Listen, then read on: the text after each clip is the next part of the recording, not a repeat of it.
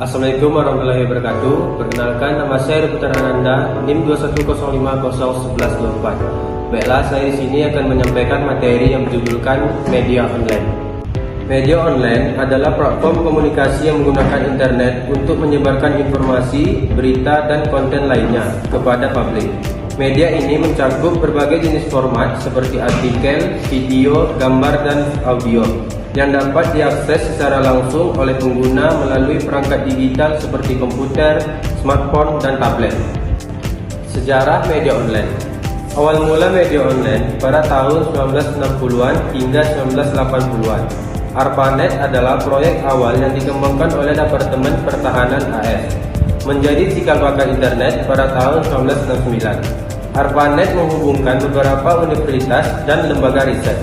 Muncul website pertama pada tahun 1990-an. Website pertama yaitu InfoChange adalah situs sederhana yang menjelaskan proyek World Wide Web.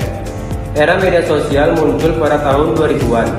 Kemunculan media sosial seperti Facebook, YouTube, dan Twitter mengubah cara berinteraksi dan berbagi informasi.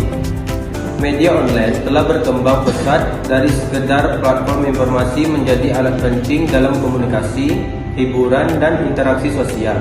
Dengan kemajuan teknologi yang terus berlanjut, media online akan terus mengalami perubahan dan inovasi yang mengaruhi cara kita mendapatkan dan berbagi informasi. Media online terbagi menjadi beberapa jenis. Yang pertama, website berita. CNN salah satu situs berita global yang menyediakan berita terkini, analisis, dan laporan mendalam. Dan kedua, BBC, media internasional yang menawarkan berita dari seluruh dunia, serta program dokumenter dan analisis. Yang ketiga, Detik.com, portal Indonesia yang memberikan informasi terkini tentang peristiwa dalam negeri dan luar negeri. Yang kedua yaitu media sosial. Facebook, jaringan sosial yang memungkinkan pengguna berbagi konten, berita, dan berinteraksi dengan teman dan komunitas. Twitter, platform microblogging untuk berbagi perbaruan singkat dan berita terkini. Instagram, fokus pada gambar dan video, sering digunakan oleh individu dan merek untuk promosi. 3. Blog. Medium adalah platform untuk penulis berbagi cerita, artikel, dan esai tentang berbagai topik. WordPress, platform blogging yang memungkinkan pengguna membuat blog pribadi atau profesional. Yang ketiga, Tumblr, yaitu jaringan sosial yang menggabungkan blogging dan berbagi konten visual. 4. Video streaming. YouTube, platform berbagi video terbesar menawarkan berbagai konten dari vlog hingga film pendek. Selanjutnya, Netflix, layanan streaming yang menawarkan film dan serial TV secara berlangganan. Selanjutnya, Twitch, platform streaming yang langsung populer di kalangan gamer dan kreator konten. Yang kelima yaitu podcast. Spotify menyediakan berbagai podcast dalam berbagai genre, dari berita hingga hiburan. Apple Podcast, platform untuk mendengarkan dan mengunduh berbagai podcast. Google Podcast, layanan untuk menemukan berlangganan dan mendengarkan podcast. Jenis-jenis media online. Yang pertama, situs web berita, menyediakan berita dan informasi terkini seperti CNN, BBC, atau Kompas.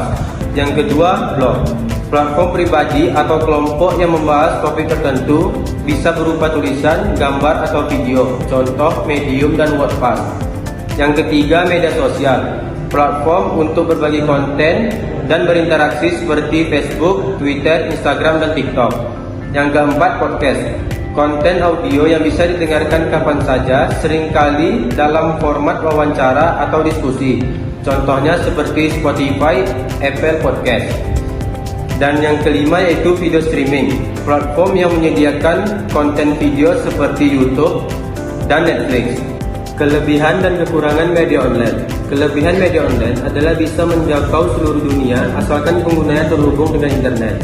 Kekurangan media online, selain memiliki beberapa karakteristik yang menjadikan lebih unggul dibandingkan media konvensional, media online juga memiliki sejumlah karakteristik yang menjadikan kekurangannya. Media online hanya bisa diakses dengan internet. Saat mengaksesnya, pengguna harus memiliki perangkat komputer yang terhubung dengan aliran listrik. Jika baterai perangkat habis atau tidak ada sinyal internet, pengguna tidak akan bisa membuka media online. Kekurangan media online adalah terkadang akurasi diabaikan. Karena hanya mengutamakan kecepatan penyampaian, biasanya media daring tidak seakurat media cetak, khususnya dalam penulisan kata dan kalimatnya. Peran media online dalam masyarakat. Media online sering digunakan untuk meningkatkan kesadaran tentang isu-isu penting, seperti kesehatan, lingkungan, dan hak asasi manusia. Banyak kampanye pendidikan dilakukan melalui media digital. Meskipun banyak manfaatnya, media online juga menghadapi tantangan seperti penyebaran berita palsu, privasi, dan keamanan data. Hal ini memerlukan kewaspadaan dari pengguna dan upaya regulasi. Secara keseluruhan, media online berfungsi sebagai alat yang sangat kuat dalam membentuk masyarakat, memberikan informasi, dan memungkinkan interaksi yang sebelumnya tidak mungkin dilakukan. Kesimpulan yang dapat diambil, media online memainkan peran krusial dalam kehidupan masyarakat modern, menyediakan akses cepat dan luas terhadap informasi, memfasilitasi interaksi sosial, serta mendukung pendidikan dan perubahan sosial.